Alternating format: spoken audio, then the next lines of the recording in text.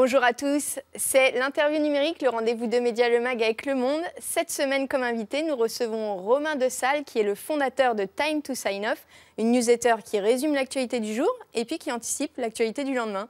Exactement. Alors la newsletter, c'est juste un format hyper ringard. C'est ringardissime. La newsletter, c'est le Minitel de l'Internet. Sauf qu'il y a deux choses. D'abord, quand on regarde sur 25 ans d'Internet, l'application la plus stable, c'est l'emailing. Et l'emailing, c'est un rapport extrêmement particulier dans l'Internet.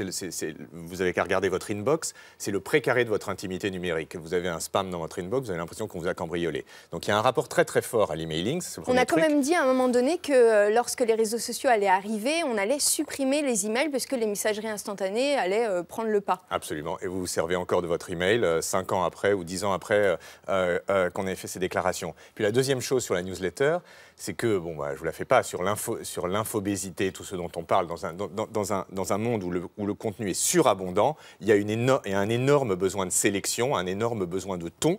Et c'est ce que fait une newsletter, c'est vous sélectionnez les informations importantes. Vous l'envoyez à 19h, donc en fin de journée, j'imagine que c'est la fin de la journée de travail. Pourquoi avoir choisi exactement 19h? Qu'est-ce que font les Français à cette heure-ci?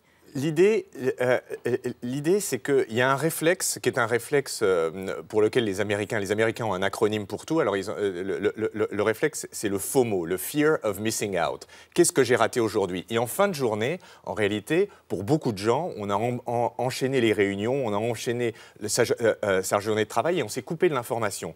Or, il y a toute une frange de la population, mais qui est vous et moi, qui est sans exclusive, qui, à un moment, bascule de la vie professionnelle à la vie sociale. Et pour la vie sociale, il faut quand même savoir ce qui s'est passé aujourd'hui, ce que vont être les conversations. Pour briller dans les soirées, exactement, etc. exactement. Mais je ne suis pas tellement d'accord avec ce que vous dites. On ne se coupe pas tellement de l'actualité. On a des pushs, des alertes sur son smartphone. On est quand même ultra informé. Absolument, mais les conversations du soir vont être faites de nous, ce qu'on a pensé être 4-5 sujets sur lesquels on va vous demander où vous allez être attendu pour faire un peu la différence, briller dans les dîners en ville. Et c'est exactement ce qu'on fait. Nous, on construit tous les soirs une conversation très personnelle. Donc ensuite, on aime, on n'aime pas. Mais une conversation très personnelle sur ce que c'est que l'actualité, ce qu'il faut en retenir et comment un petit peu être le king des conversations avec quelques chiffres chocs sur lesquels on bosse pas mal en particulier. Comment, quand vous dites nous, vous êtes combien dans votre... On est 3, donc on n'est pas complètement Facebook encore. D'accord.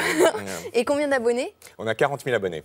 En France et à l'étranger? On n'est plus qu'en France. On a commencé à New York. On a arrêté New York parce que ça ne se développait pas assez. En revanche, en France, ça marche très bien. On est parti de 0 abonnés il y a 3 ans maintenant. On a 40 000 abonnés. Et surtout, on a une sociologie, pas du tout de manière délibérée de notre part, mais ce qui est assez marrant, c'est que... Très urbaine, j'imagine. Oui, et puis c'est la moitié du Conseil des ministres. On a les patrons du CAC. On est très parisiens. Donc quand même les CSP+.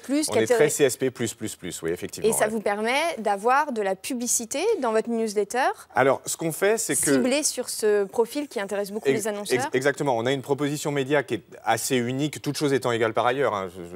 C'est dit sans aucune arrogance, mais donc qui est assez unique parce qu'on a cette population qui est extraordinairement fidèle. On a un taux d'ouverture qui est du jamais vu. On a plus de 60% de taux d'ouverture tous les soirs. Donc, quand on sait qu'une bonne newsletter, c'est 35% hebdomadaire, voilà. Donc, on est lu par cette sociologie qui est une sociologie particulière, rare, quasiment unique, à vrai dire. Mais c'est un hasard, finalement. De manière, c'est tout à fait, effectivement, non délibérée. Et on communique pour les marques dans ce qu'on appelle maintenant le native advertising, mais ce que nous, on voit comme du contenu à valeur ajoutée. Donc, on a 6 sujets dans Time to Sign Off. Le 5e sujet est systématiquement écrit pour le compte d'une marque et c'est du contenu à valeur ajoutée. Mais c'est vous qui l'écrivez pour le compte d'une marque, absolument. Donc avec votre style. Exactement, c'est écrit avec notre style. On essaye... L'idée de Time to Sign Off, c'est on arrive à 7 h du soir. Donc à 7 h du soir, l'actualité est rincée et les gens sont rincés. Donc tout doit être intéressant. Vous n'avez pas plus de 60% de taux d'ouverture tous les soirs si tout n'apporte pas de la valeur au lecteur. Est-ce qu'il y a des annonceurs que vous refusez parce que ça ne correspond pas à votre identité? Il y a des annonceurs qu'on refuse parce qu'on pense qu'il n'y a pas de contenu, on n'a pas d'idée de contenu, on n'a pas d'idée de contenu intéressante à faire. Cela dit, la vaste majorité des annonceurs... Par exemple, ça peut être quoi comme annonceur qui vous poserait problème? Écoutez, j'ai eu un...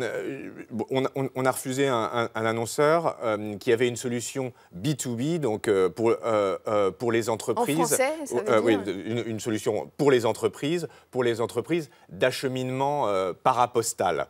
Bon, bah, pas facile d'écrire quelque chose de sexy là-dessus. Exactement. On s'est dit qu'on n'y arriverait pas en termes de contenu, donc on n'a pas fait. Sur ce marché, en tout cas en France, hein, vous n'êtes pas les seuls. On a vu apparaître il y a quelques mois Brief Me, qui est une newsletter également, hein, lancée par un ancien de Rue 89 qui s'appelle Laurent Mauriac. Je crois que ça vous énerve de ne plus être le seul sur le marché. Non, alors. Moi, je suis super content. C'est très validant. C'est très validant d'avoir des concurrents. Ça prouve. On a ouvert ce marché. Objectivement, personne n'était là sur la newsletter d'information générale avant nous.